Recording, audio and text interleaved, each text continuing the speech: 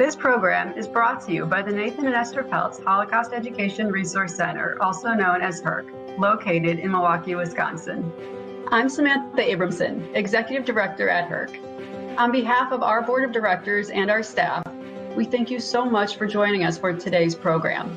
For more than 2 decades, through the lens of Holocaust education, HERC has been dedicated to building a more just society based on the values of dignity, tolerance, and respect for all human beings. HERC is responsible for programs that connect students and educators with Holocaust survivors and leading experts in the field to learn from their stories and their knowledge, and to remember, educate, and inspire. At HERC, we are so proud that according to a recent study done by the Claims Conference, Wisconsin, true to our state's motto, Forward, leads the way in student awareness of the Holocaust. We're excited and humbled in the knowledge that our work is only just getting started. HERC is poised and ready to serve the needs of our state's students and educators through digital and in-person resources. Through HERC's world-class programming and educational resources for students, teachers, and communities, we open doors for challenging and critical conversations that need to happen. Conversations that help us not only wrestle with the questions of how the Holocaust happened and why the world failed to stop it, but also invite us to take steps as individuals and collectively to become upstanders in our communities. We need to send the message that acts of hate won't go unchecked on our watch. Our programming is made possible thanks to the generosity of our audiences. We encourage you to visit our website, holocaustcentermilwaukee.org/support, to make a gift. Your generous gift in support of our work will allow us to continue developing cutting-edge programs like today's. Together, we can inspire future generations and make the world a more just society for all. Thank you so much for joining us, and enjoy the program.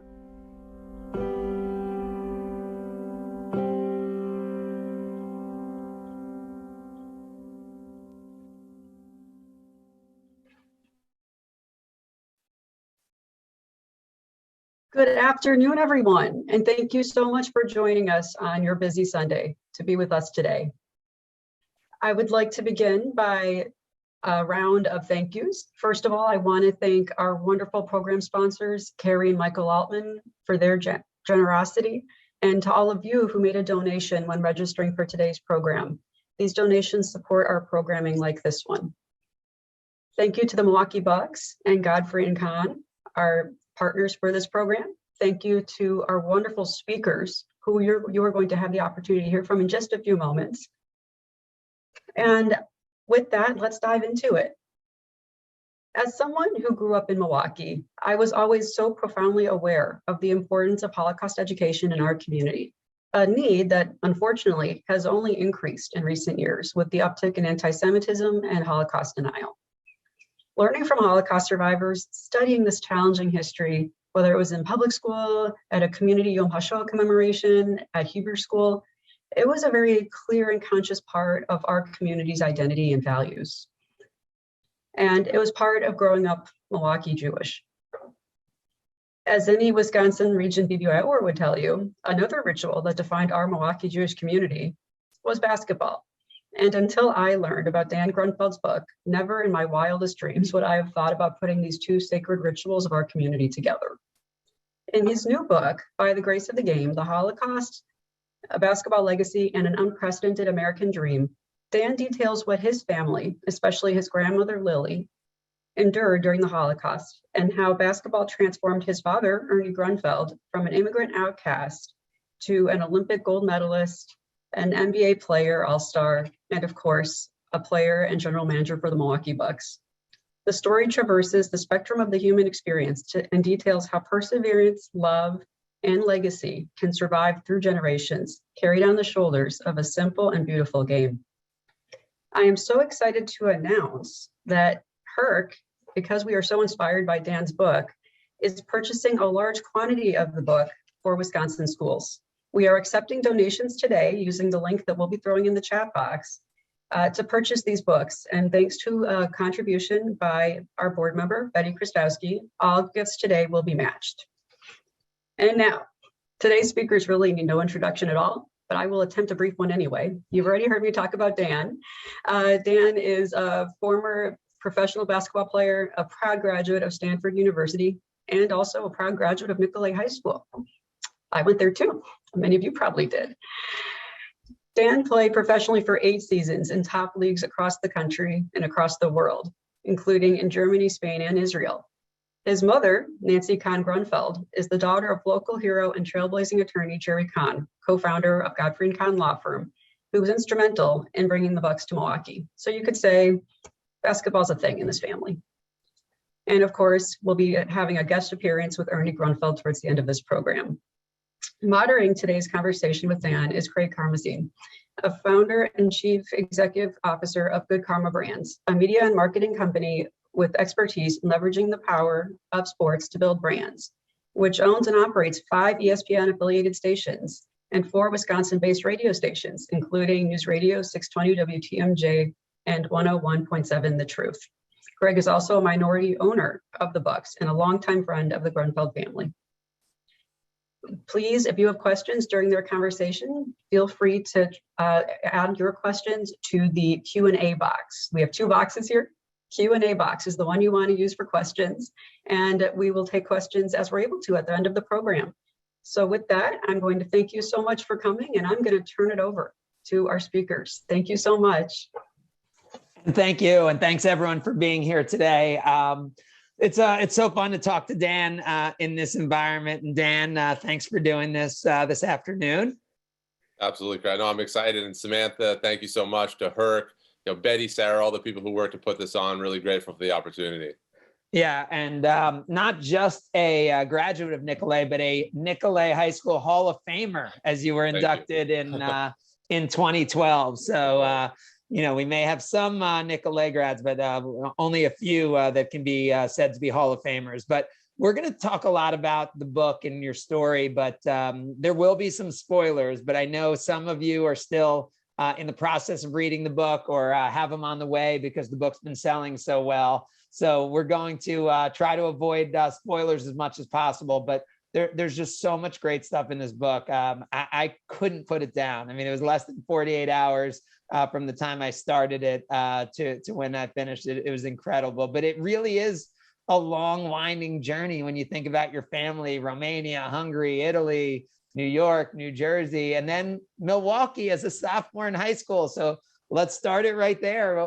What's it like? Let's just get to it. You moved to Milwaukee as a sophomore in high school. What was that like for you?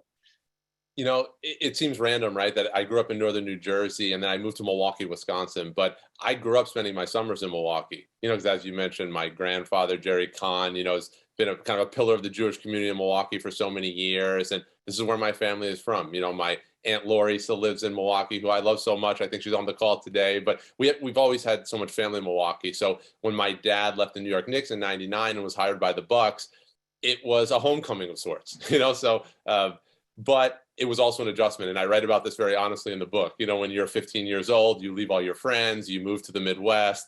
It was a big adjustment period, but I was so lucky to go to Nicolet High School, which was just this amazing public high school in Milwaukee. The community embraced me. I made friends, and, I was able to focus on basketball, focus on academics. And, I wanted to go to Stanford since I was in 7th grade, and I got there. And I don't think that happens if I don't move to Milwaukee.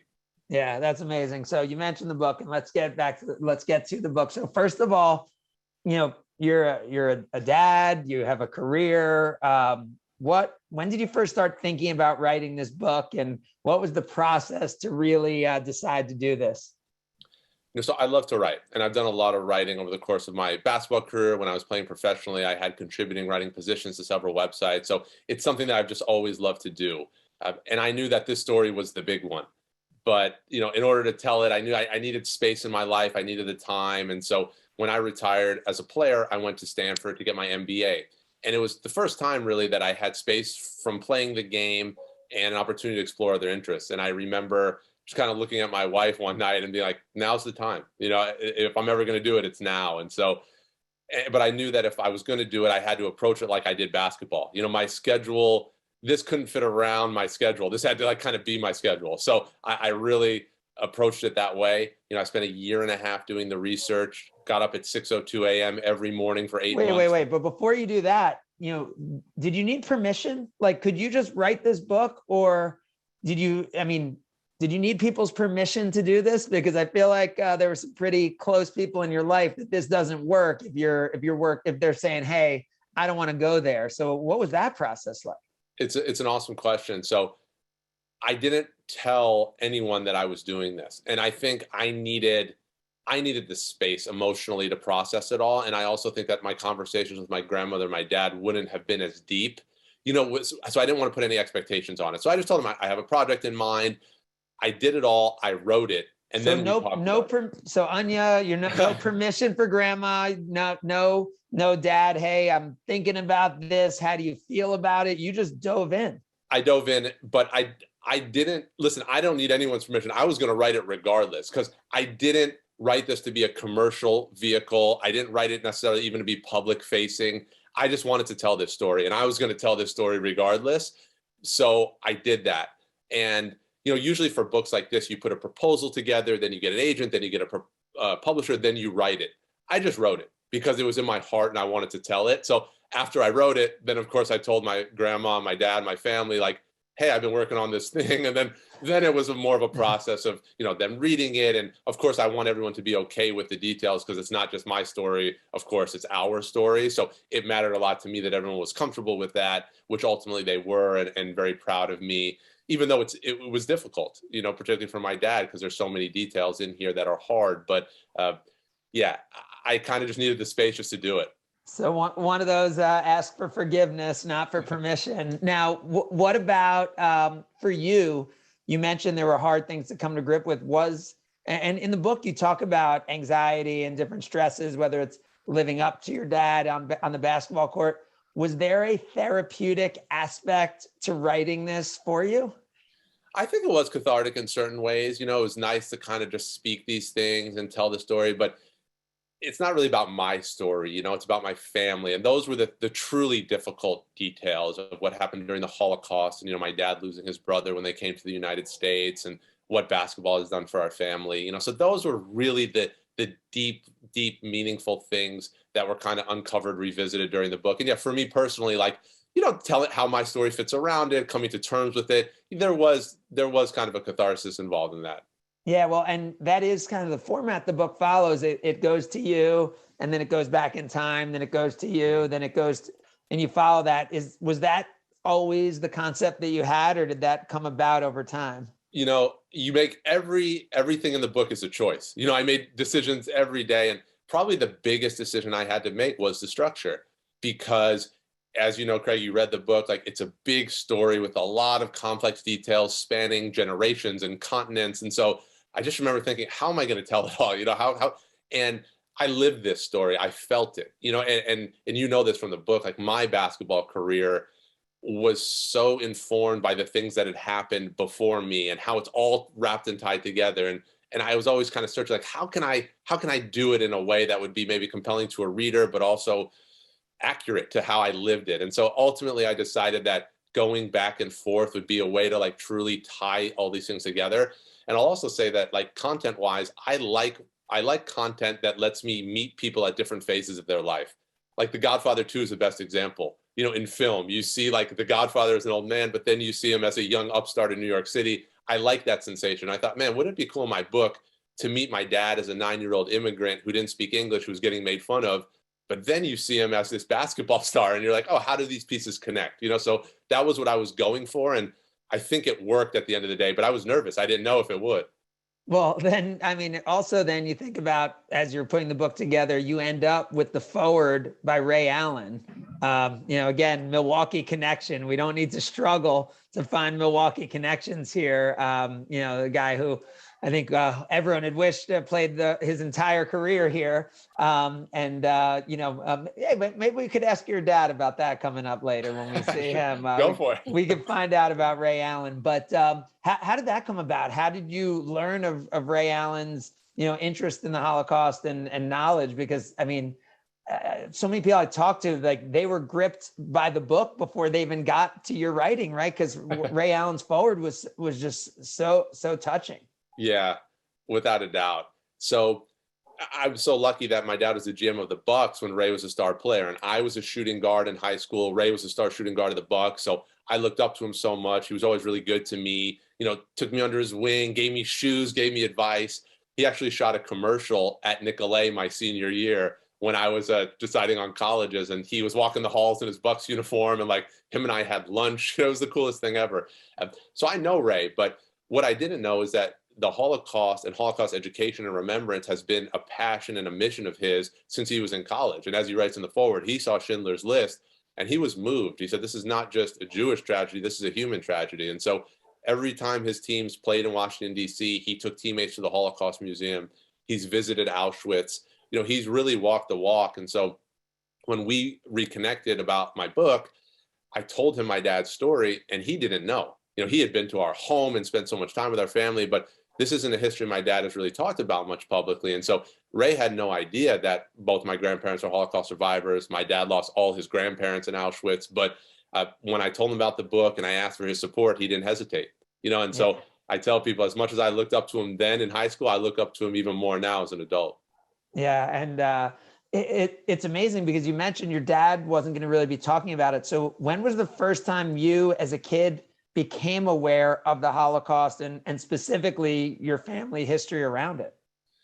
You know, kids are very intuitive and perceptive, and I'm always been really close with my grandma, you know, who we call Anyu, which means mother in Hungarian. And I knew something had happened. You know, she has a very thick accent. She tells stories about family that weren't around. And so you kind of, you know, and my parents didn't, they protected me, but they didn't shield me. You know, there are some details that aren't, you know, that you don't want to maybe divulge to a 7 or 8 year old, but they've always been honest with me. And so I knew what the Holocaust was. I knew my grandmother had and grandfather had survived it and been affected. And over time, I learned more and more details. And actually, it's when I went to Stanford, because my grandmother lives 25 minutes from campus, which is why I wanted to go there so bad in the first place. I would live with her in the summers. We would eat dinner and I would just ask her questions. I remember I had these old notebooks and I would just write notes. I just wanted to know the story, you know, so I just learned more and more. And then for research for this book, of course, I pulled every thread imaginable to really get the full story of what happened.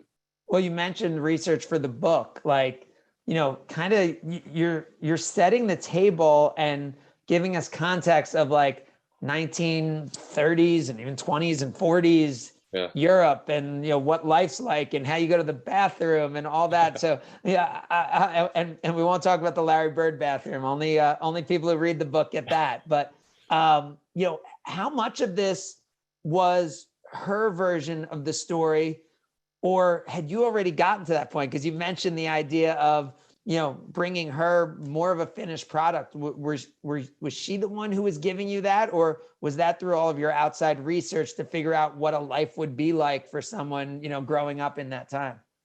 So it was a combination, but she was my primary source, and she has she's 96 years old, you know, lives in the Bay Area, is doing incredibly well, thank God, and she has the most amazing memory. And so, I mean, I asked every question I could think of, so she painted this really, really rich picture of what her life was like before the war with her family. And then, of course, her experiences during the war. But, you know, I also, of course, had other sources that I peppered in to really paint as full of a picture as possible. But, you know, you read in my book early about what life was like back then. And a lot of those are just details that she shared with me and you know, accounts of life in, you know, in the 30s and, you know, in Transylvania. And, you know, you think about those details because it's almost impossible, I would think, to read to relive those things with her and then to write those things and not just think about, as you know, the Holocaust was beginning, if one little thing happened differently, I wouldn't be here today. I mean, as you were going through this, was there one moment or, you know, a series of moments in particular where you're like, oh my God, like, how did she survive this? Like, you know, if this goes one different way, if one person makes a noise, yeah, I wouldn't be, you know, sitting here looking at my baby and my pregnant wife right now. Like, I mean, is there a moment that jumped out as you were hearing the story?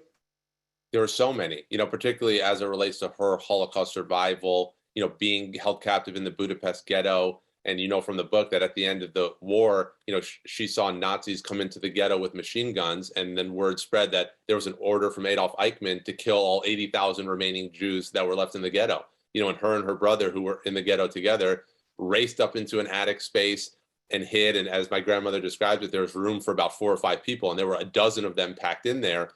And they just waited for 5 minutes and 20 minutes and an hour, and nothing happened. And they eventually checked, and the ghetto was cleared, and they were free to go. And it took her 40 years to learn that it was Raoul Wallenberg, the great Swedish diplomat, who had talked the guards out of committing that massacre. And Wallenberg had saved her already with a Schutzpass. But it's those acts of heroism from Wallenberg that I always think about. If it weren't for him, I wouldn't be here. Well, and you mentioned Wallenberg, who in the book you say not Jewish. Not Jewish. And yep. Really one of your grandmother's missions is for people to understand who he is and the heroic story. So you blew through the Schutzpass, but why don't you talk a little bit more about Wallenberg and kind of what he meant to so many people? So my grandmother was visiting her older sister in Budapest when the Nazis invaded. And so they got a letter from my great-grandfather when the Nazis invaded that said, come home immediately. And they packed their bags and they readied themselves to go. And then the next day they got a letter that said, if you can, stay where you are. And my grandma still says that's the last communication she ever had with her father. And because he was taken to Auschwitz and he was killed there. And his name was Solomon Samuel. My son's name is Solomon after him, and so my grandmother, she said that letter saved me from Auschwitz. She had a chance to survive. And so, in Budapest, Raoul Wallenberg, this amazing Swedish diplomat, he came to Budapest and he issued protective passports called Schutzpasses, which were they kind of gave Jews a little bit of a security blanket for some time. And so my grandmother was able to obtain one for her, but she also risked her life to get 17 for other people. So I always say she is my hero, but she's also a hero, which is true. She saved lives during the war. And and it was Wallenberg who, issued the Schutzpass. And then it was him who raced to the gates of the ghetto and convinced those German guards and commanders to call off the massacre. And so, he's the ultimate hero, and he risked his life and lost his life. He was taken after the war by the Russians and never seen again. And so my grandma, she talks about him often. She's so proud that the street outside of the Holocaust Museum in Washington, D.C. is Raoul Wallenberg Way. That kind of shows the impact he's had. And if you need to know what a real hero looks like, just Google a picture of Wallenberg. Yeah, that is incredible. And you just picture, you picture the kind of my stereotypical, like my grandma, my pushy Jewish grandmother who would grab the extra roll and put it in her handbag and then ask for another roll, just that extra push. But your grandmother was doing that in life and death situations, saving, getting those extra passes, saving people, not knowing if in certain situations, if she'd be identified as being Jewish or not, and her hair color maybe saving her at different times, just the arbitrary nature of it's there. But how do you look at her specifically, kind of the heroic actions that she took and the fact that she was able to kind of keep it all together? And then, once she got out of it, start a family and, and become this matriarch of this amazing family. It's extraordinary. I mean, my grandmother is the most inspirational person, and I get asked often what I hope people take from this book, and there's a lot of darkness in the story. There's much more light, and it's ultimately a hopeful story. And I've gotten so much inspiration from it, being able to look at my grandma, what she went through, what she overcame, and then my dad also, so for me, it always inspired me. And so I hope that it inspires other people as well. But listen, she was 17, 18 years old when she was fighting for her life, in Budapest, and so and saving others as well. It's just an extraordinary time in history, and I'm lucky to be related to an extraordinary person who dealt with these things. And she always says, she was very disciplined and she had a real will to survive, but you needed luck then, because these were the times, and so she doesn't credit herself with being a hero, or she says, listen, I did my best and I was also lucky and I got through it. And, she just kept hope in her heart. And so, I've just learned so much from her. And Craig, you can say, because you've read the book, so her. You can't read about her without that, some of that transmitting to you as well. Well, and I think it transmits. And then you also, it's so relatable because we all have grandparents, and you think about your favorite food that they made, and, you know, all of those things. And, but I think the thing you just hit, which is really true. And by the grace of the game in your book, the joy, like I was loving reading this book, but at the same time, I'm saying to someone like, yeah, I'm loving reading this book about the Holocaust, right? Like there's that thing because the personal connections and the story and the heroism, and there's so much family and joy that comes through, but it is such a, you know, it's the most heinous topic you could ever write a book about, right? So, I mean, it really, you know, it is incredible to go through that process. But you mentioned your dad, and I want to ask, how the heck does a guy from Transylvania end up in the NBA?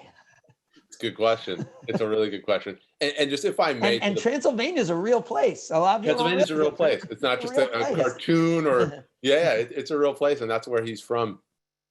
To the point you just said, Craig, about like, you know, there's joy and there's pain and there's tragedy and there's triumph, and we talked about the structure of the book.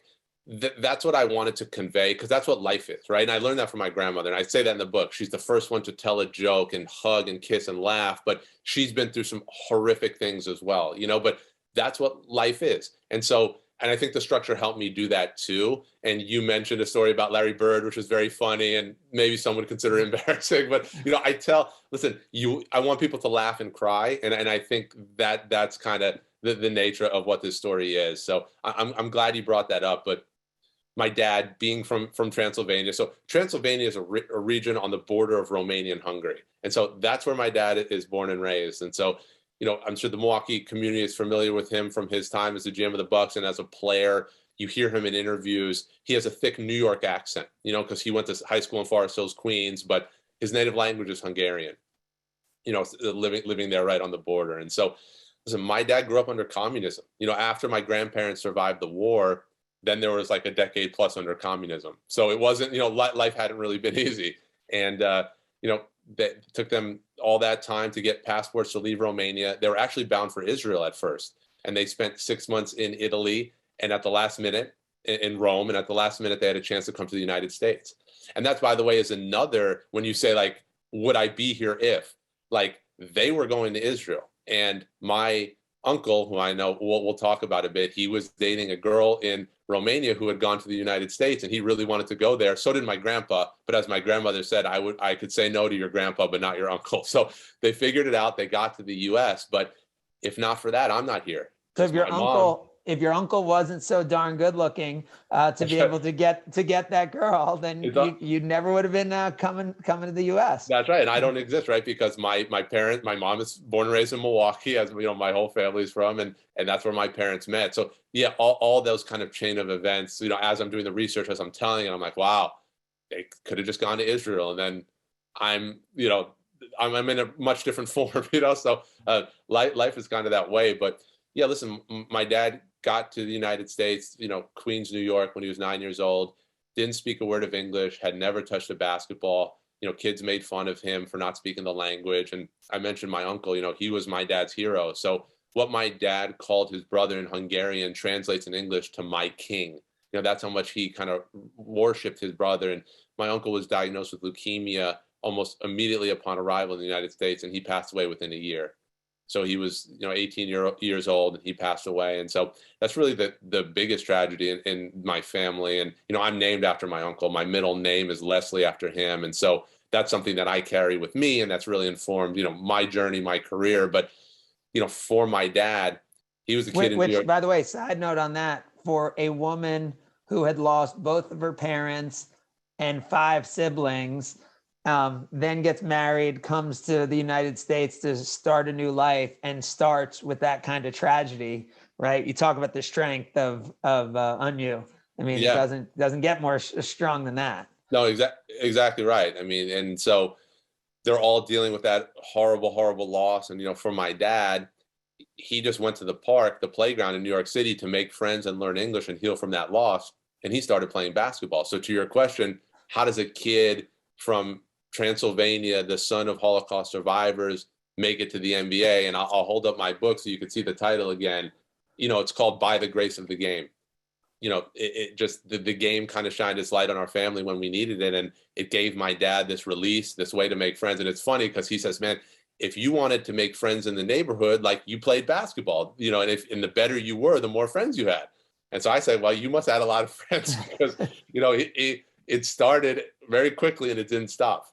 But I love the scene in the book where, like, his parents, they were immigrants, right? They were working 6-7 days a week, right? So they know he's Ernie with the basketball. Yeah. Like, you could just picture them like, oh yes, he's bouncing the ball. He's at the park all the time. And okay, we'll go see the game. And, in your era, like, by the time you're 15, 16, your games are being broadcast and streamed and all these things. I mean, your grandparents hadn't even seen your dad play a game, and he's already becoming a highly recruited player. Yeah, they hadn't seen him touch a basketball. My grandfather, may he rest in peace, was a great sportsman. He was a world-ranked ping pong player and kind of a semi-professional soccer player. So he loved sports. But to your point, they didn't really know. And so, they opened up a fabric store in the Bronx, and they were just like, work, work, work.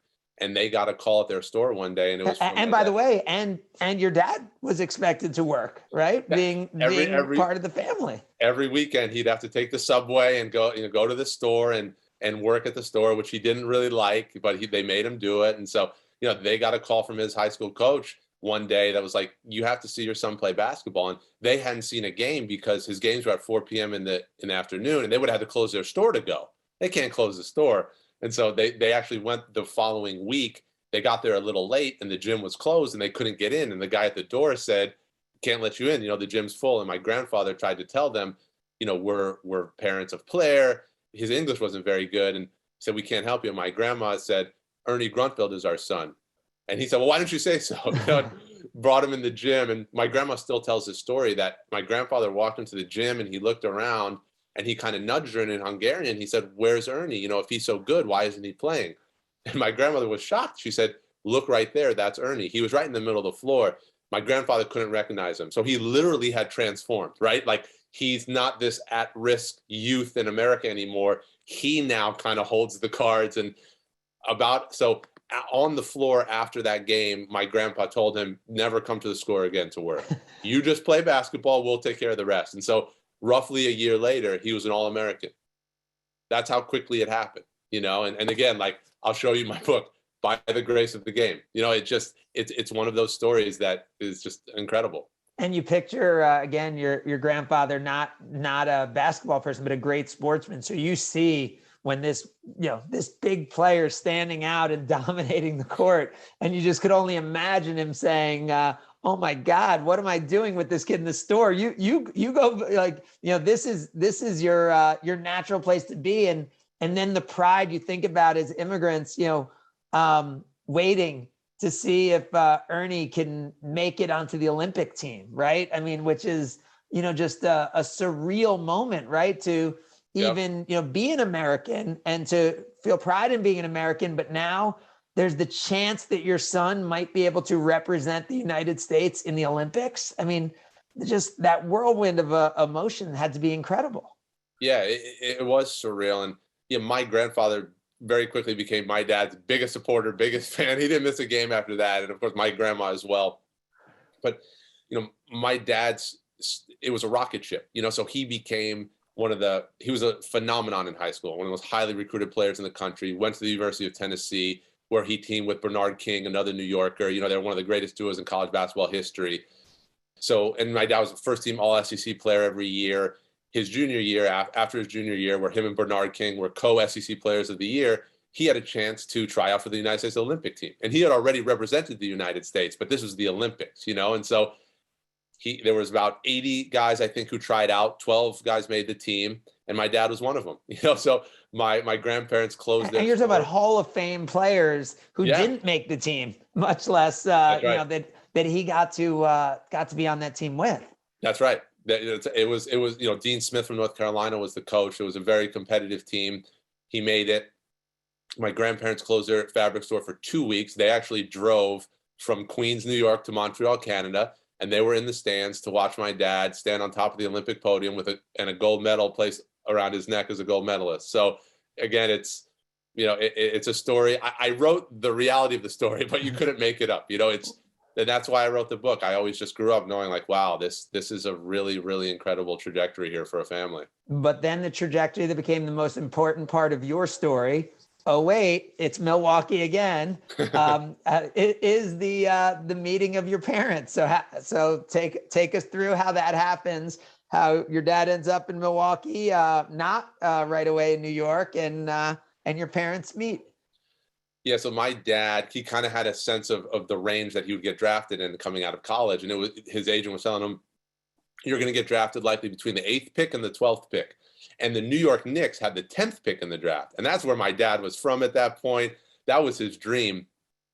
The Knicks passed on him, but the Bucks had the 11th pick, right? So the Bucks took my dad, and my dad had never been to Milwaukee. He didn't know what Milwaukee was. So he was a little bit leery, He said, well, it took him a little getting used to, but he knew some people from Knoxville who had some family in Milwaukee, the Rubnitz family, who we're still dear friends with to this day. And, kind of took him in.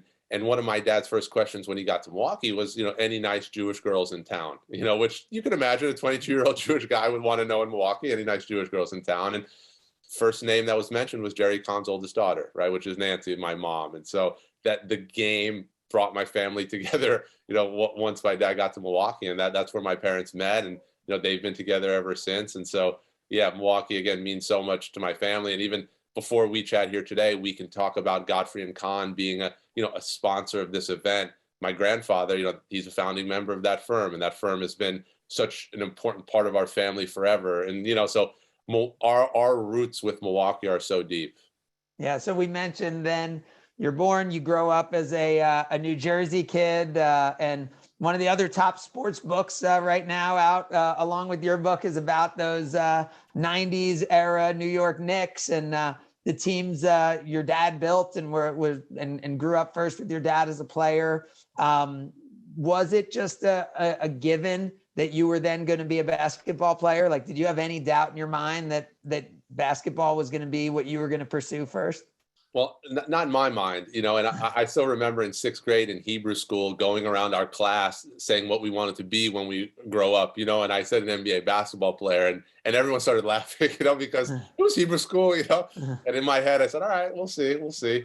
But so I was born around the game of basketball, literally. So my dad was a player for the Knicks, and I was born, by C-section, and he had one road trip. And then he was there for my birth, and then he had another road trip, and he was there for my bris. My parents planned it that way. So literally, I was born into this game. And to my parents' credit, they never put pressure on me. They never forced me. My dad being this great player and really well known, never kind of pushed the game on me. And they always gave me space to kind of explore what I was interested in. But what kid doesn't want to be?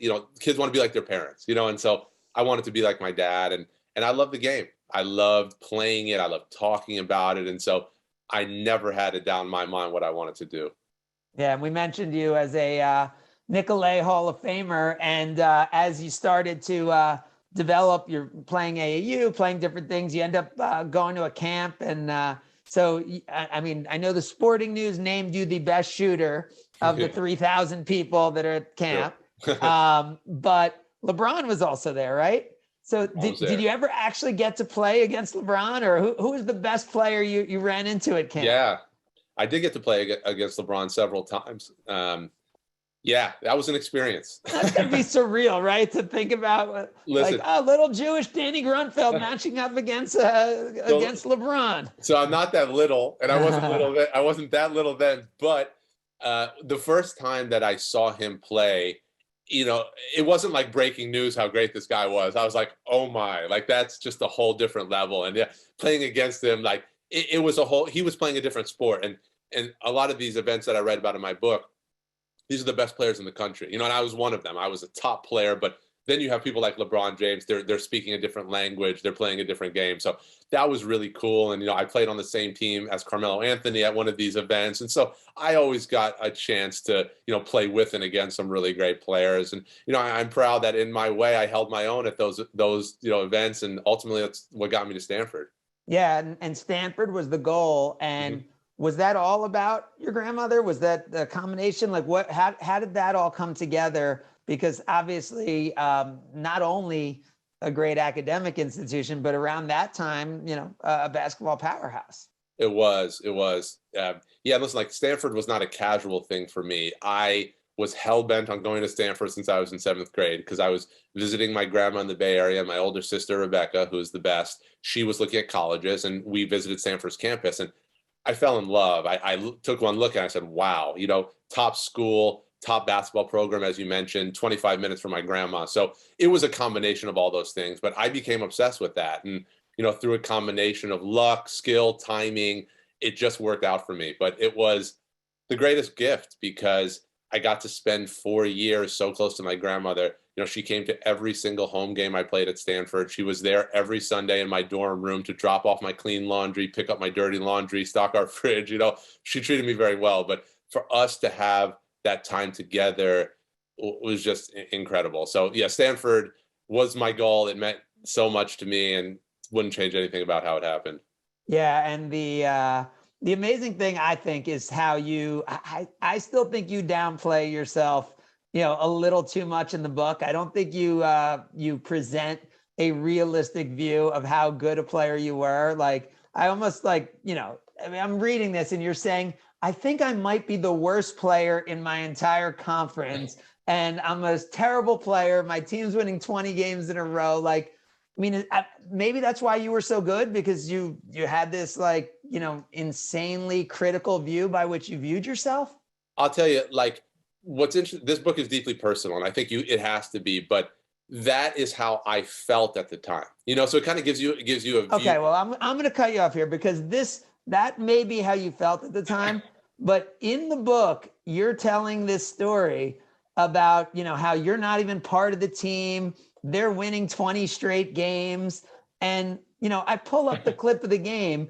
You guys are down by 5 with less than 30 seconds to go in, an important game in the streak. And let's see who the ball finds in the corner. Finds Dan Grunfeld, who not only hits the 3, but is fouled for a 4-point play. And your team wouldn't have a winning streak without you making that shot. And you don't mention that in the book. All you say is you were the worst player on the team. Thank you for giving me that little shine there. I appreciate it. Let me give a little context. So that was my sophomore year. My team started 26-0. And actually that was our 26th win that you just saw there. We were down 5. I hit a 3 and got fouled. So I had a 4-point play. We got a turnover and hit a shot at the buzzer to become 26-0. We lost the next game at Washington. But what you're referring to is me talking about my experience that year. And I was the worst player on our team that year, but I had talent. So it's not that I never played, but I couldn't put it together. I just couldn't perform, And so when you hear me talking about how bad I was that year, I'm just being honest that I couldn't kind of get it together that year. But I'm also honest, Craig, what happened the next year, because I was dominant and unstoppable. And I talk about that, right? I think you have to be objective. If I was poor, I'll tell you I was poor. If I was really good, we'll talk about that too. And they both happened. But to your point, I do. There's also a different side of my book, which is my journey. And I've had a lot of young athletes and young motivated people reach out about some of the things that I talk honestly about, about expectations and pressure. And, people ask me if you could go back and do it again, what would you do differently? And I said, listen, I would smile more because it's really good to be motivated and determined and disciplined. And I had all that stuff in spades, but it worked against me at certain points, right? There's a point of diminishing returns, and I definitely reached that. And I think that sophomore year was a really good example of that. And so, yeah, that's just kind of all part of the journey. Yeah, well, the great Q&A questions coming in. We will get to all the questions that are coming in from everyone. You can continue to drop those in the Q&A, and we'll have your dad, Ernie Grunfeld, join us in a few minutes as we're doing this. But my favorite character in the book, unfortunately, wasn't you, wasn't your dad, wasn't even on you. It's Crazy Frank, right? So tell us about Crazy Frank, how he comes into your life, and the impact that this guy makes is, I mean, literally, this is, if this wasn't a true story, Crazy Frank would have been a made up character if you were writing this as fiction. Okay, 100%. So Crazy Frank, who I just call Frank, is he was my trainer in college, and Frank is a family friend of ours from New Jersey, and he moved to the Bay Area when I got to Stanford, and he kind of has an unorthodox style of training. He trained people for the military, and after that bad season I had my sophomore year, because I was so motivated to succeed, and listen, a lot of that was like, yeah, my dad was a great player, but also I had family members who didn't get a chance to live out their dreams.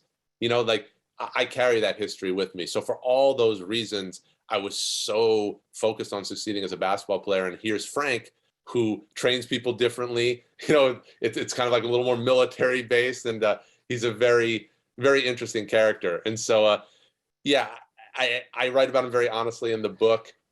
He pushed me farther than anyone had ever pushed me before, but his genius was he also knew when to kind of scale me back as well. And we did a lot of crazy things, but he got, you know, I went from averaging 3.4 points per game my sophomore year, the year we saw me hit that shot, to 18 points. I owe a lot of that to Frank.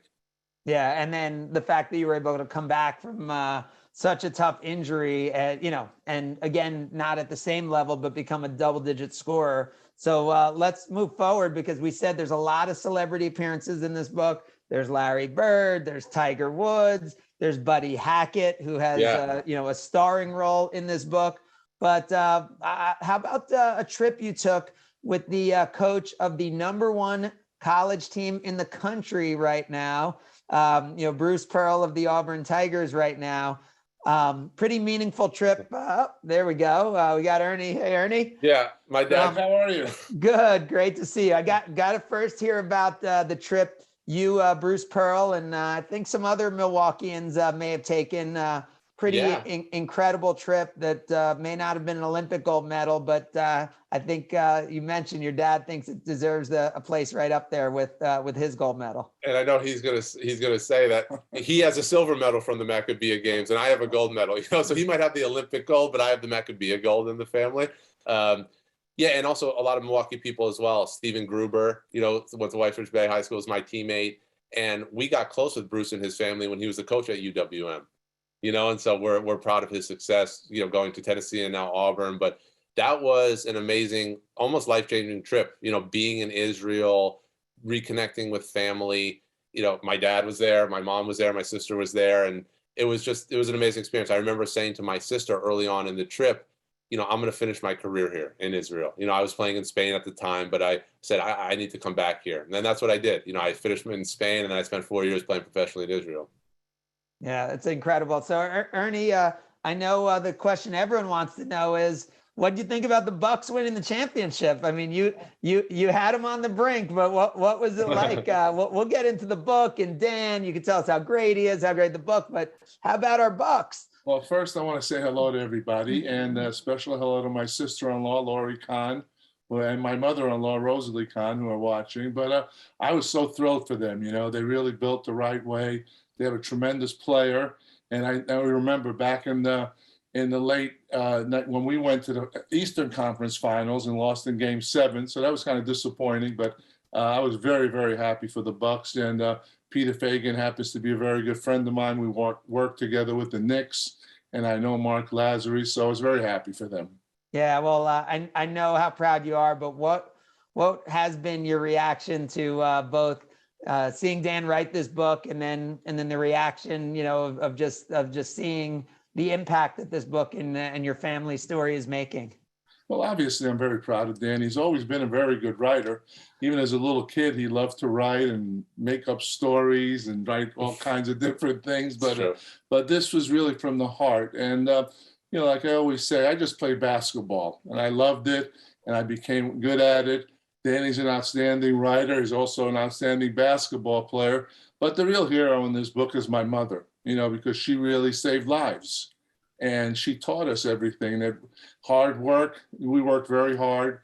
You know, Danny was an outstanding student, as I said, and outstanding basketball player. But my mom taught us everything because she had perseverance and she had a very, very positive attitude, always looked at the good out of everything. And I think we're really, really proud of her.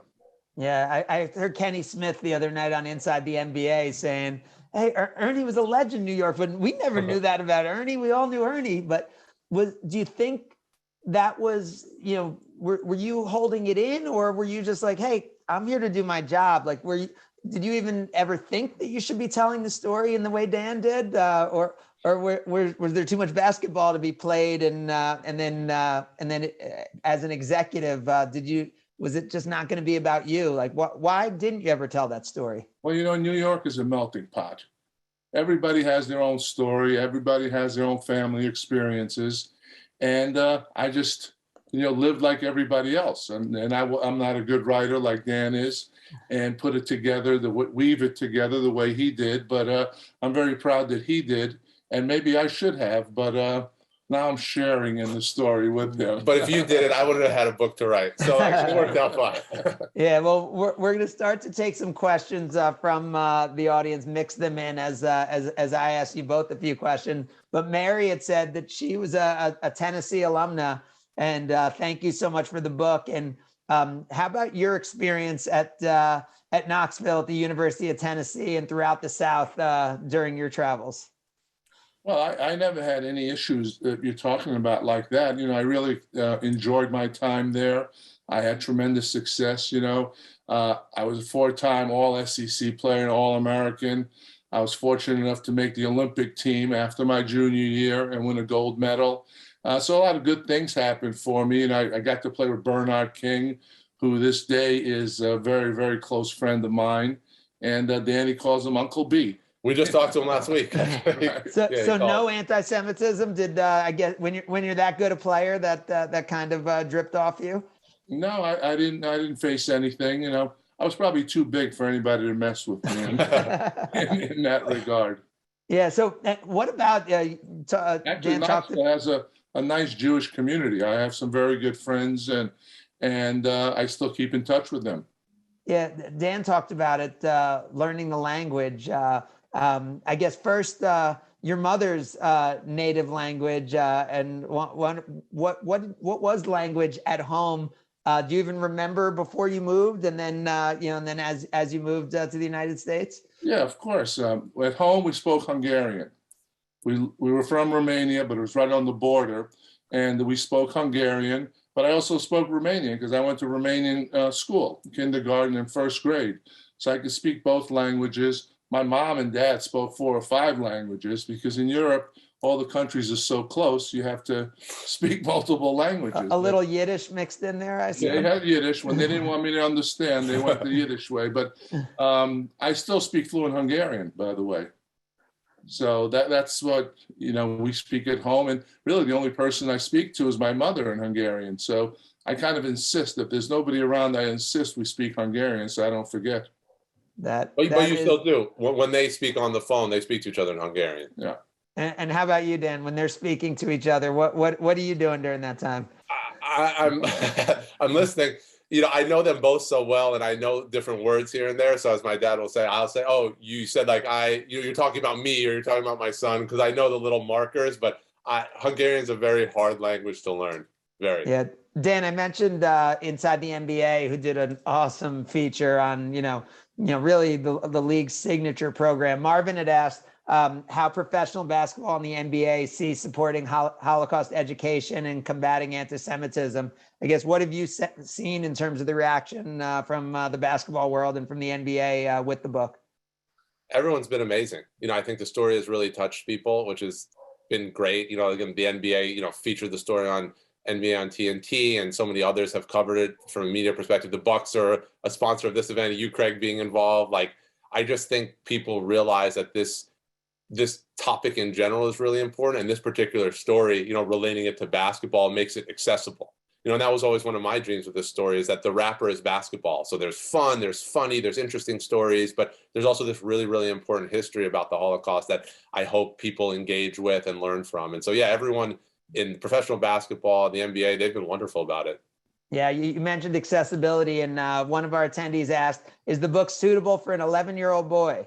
I know you haven't parented an 11-year-old boy yet, but I have an 11-year-old, so I'll get your thoughts You read first. it. What do you think? I actually think it is. I think there are some things that might be a little more adult, but I think like a lot of biographies and books like that and autobiographies, I think the overall message is so strong. And I think, for me, if I had a kid who loved basketball and I was trying to kind of get him to learn a little bit about some other stuff, this would be a really tricky way, because I think there's enough basketball to keep an 11-year-old boy's interest, and they may actually learn something along the way.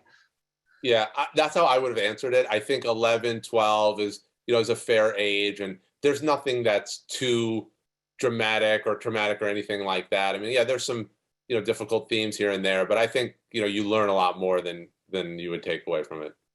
Yeah, Jeff, who remembers Mr. Estrada's math class your sophomore year, which was his junior year at Nicolet. I know. Hi, Jeff. I know Jeff. Jeff is my buddy.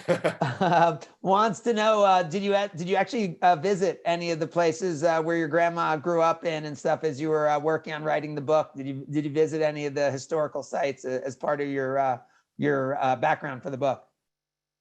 I'll answer that question. I just want Jeff to know the reason I was in Mr. Estrada's class, which was the year above me, is because my high school in New Jersey, we took geometry as freshmen, but in Milwaukee, they did it as sophomore. So that's why I wasn't that I was advanced. They bumped me up a year. I didn't travel for the book.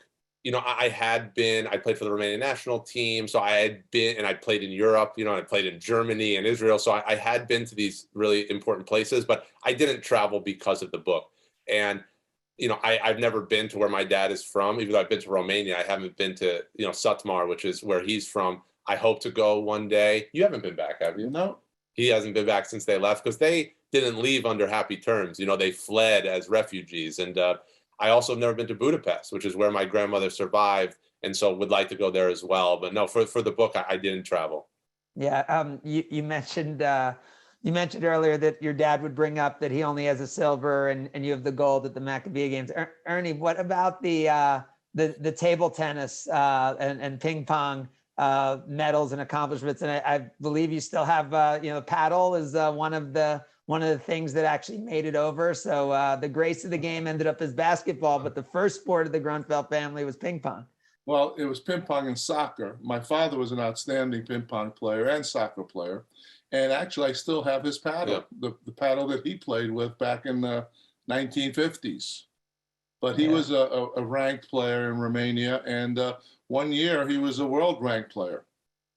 Yeah, that is incredible. Speaking of New Jersey, question came in. Sue wants to know, where do you live in Jersey? Franklin Lakes, New Jersey, so Bergen County, right outside of the city. Yeah. All right. The questions continue to come in. Taking your family's history into account, what was it like, Dan? Betty wants to know, to actually play basketball in Israel. Wonderful. It was amazing. So meaningful. The basketball side of it was good, but more so than that, just being there, and connecting with the Jewish homeland, connecting with our family, because we have a lot of family. Yeah. We have a lot of family, and that's where they were, bound for before they ended up in the States. So my grandmother, there was 5 of the siblings survived, including my grandma. 2 came to the United States, 3 were in Israel. So to be able to reconnect with that family, to play basketball, to, be able to see great friends when they came to Israel, and Betty, visited in Israel, we were able to have a meal together. Like, those things were so meaningful. It was just, an incredible experience. Well, now that was an easy one, but your first time playing, internationally was, maybe not as much of an easy decision, right? As you were looking at where you might be playing, and again, thinking about family history, may have made, playing in certain countries a little complicated. Why don't you talk about that a little bit? Yeah, and I write in the book, I'm probably the only professional basketball player who had to call his grandmother to ask permission to sign his first professional contract, right? Because it was in Germany. And obviously that's the first thing that crossed my mind. And I called my grandma and told her about the opportunity and asked her if it was okay. And she told me I should go to Germany, and I'll never forget what she said. She said, "Sons are not responsible for the sins of their fathers," which is really great commentary on her perspective, not blaming this generation of Germans for what that generation did, so Yeah, that was a whole coming full circle experience for me, playing in Germany, the starting my career there. Yeah. Ernie, we got to ask you, the forward of the book is written by Ray Allen, and a lot of Milwaukeeans, that was a really sad day. And George Carl has said it was all his fault. You want to you want to echo that, because you talked about how great those teams were. Anthony Mason comes in from New York. The team ends up taking a little different path. Is there a different kind of way it could have played out that you picture that team still as a championship team? Well, I'm not going to argue with George first. But that was a very good team. There were a lot of things that went behind that trade. I was very sad to see Ray go because he was one of my favorite players, an outstanding player, an outstanding person. And, there was a lot of salary cap issues involved in that deal also, as far as luxury tax and things of that nature. And we picked up two players that George was very fond of, especially Gary Payton. He had a great relationship with him from the Seattle times. So we made the trade, and obviously it didn't work out as well as we would have liked. Yep. Dan, question for you. Did you play with Ron Curry from Marquette? And who were some of the other Americans you played with over there, either in Tel Aviv or along the way in Europe? I did not play with Ron, but listen, I had different teammates every year. So I played with so many players, kind of big and small from the States. I had teammates who had NBA careers. I had teammates that played in college at the same time as me that I had never heard of that were like very good, So it's amazing. There are a lot of good basketball players out there. And, but I'm trying to think if I don't think I played with any Marquette or Milwaukee area folks overseas. Although, Steve Novak, the great Marquette Golden Eagle player, is a very close friend of mine. It was my year in high school. Yeah. So I guess I'll ask you both this in terms of, Ernie, you said the true hero of the book, your mother. What do you think her biggest message would be that she'd want people to take away, from your family story, besides what we know, her love of her grandson, but what other big story would she want people to take away? Well, first of all, she doesn't want anybody to ever forget what happened. That was, I think, the biggest message in this, but also the perseverance and the hard work and being open to any type of people and judge an individual for what they are and how they treat you. And that's the message she always gave me as a young kid. Just work hard, do the best job you can, and judge every individual for how they treat you and what type of people they are. And I think I try to teach my kids to do the same kind of thing. And those are probably the biggest messages from my point of view. And Dan? Yeah, nailed it. No, I think that's 100% right. I mean, having hope, perseverance, the way you treat people, and sharing these stories about what happened so they don't happen again. Because she says, this could happen again, but not just to Jewish people, to any people. And it's our responsibility to let people know what's at stake when people aren't treated fairly. So to my dad's point, not only do we need to tell the stories, but we also just need to act it and treat people the right way, and just judge people for who they are. So I think that's 100% right. Yeah, well, you showed us the book before, and I'll show it to you because you can't even find them, right? Emergency. I mean, like I was making fun of Dan, Ernie. Wham! My book sold out. No one can find it anywhere. I mean, listen, there's a second printing coming now. Yeah, it's a good problem to have, but at the same time, when the story means this much to me, if someone wants to read this story, I'd like them to be able to read it like now. But no, listen, I'm so grateful for how people have engaged with it. It is still available, by the way. I think Boswell Books has it. Amazon definitely has it. And I know I'm just so grateful to Betty and Samantha, Sarah, all the people at Herc, and the generosity to, buy copies for the community. And so I'm just very grateful for that. Yeah, and Boswell's going to have them back in a few weeks if you in a paperback version. Is that what I hear coming up? Yep. So Boswell's going to have a paperback version in a few weeks. Everyone else, you can still grab the book at Amazon.com. And remember, the link is there with that book match for Wisconsin classrooms. I think everyone on this call Holocaust education is just so important to everybody. So thanks to everyone for putting that together. And a reminder that it is Judy Battalion coming up March 6th at Congregation Shalom. Her book, Lights of Days, The Untold Story of Women Resistance Fights in Hitler's Ghettos. That is March 6th coming up at Congregation Shalom. Amazing family story. As much as I grew up watching Ernie play and then, going over to try to talk to him when he was, the GM, and then somehow I ended up in Wisconsin. You guys ended up in Wisconsin. I knew nothing of this story other than one of my friends always said, my mom said she grew up with Ernie Grunfeld in Transylvania. And I'd be like, that doesn't make sense. I don't even know what you're talking about. Isn't that like where Count Chocula lives? That makes no sense. So it's an amazing story. If you haven't read the book, you got to read it. And I promise you, we did not at all ruin your enjoyment of the book. So make sure you go out and buy the book. And Ernie, Dan, thank you so much. This has been such a great day. And thanks to so many people for jumping on and sharing your Sunday afternoon with us. And we appreciate everybody being here today. Thank you, Craig. And I want to congratulate you on your success. Thank you very much. Well, we appreciate everybody. Have a great day, everybody. Hey, Craig, I really want to extend sincere thanks to you, man, for doing this. You're amazing. And again, to Herc and Samantha and Betty and Sarah, my grandma, and my aunt, who I love so much, and to everyone who came today. This is so meaningful to do this for Milwaukee. So, Craig, thank you, man, for steering the ship. It was a lot of fun. Yeah, thanks, everybody. Have a great day. All right. Take care. Bye. Bye-bye.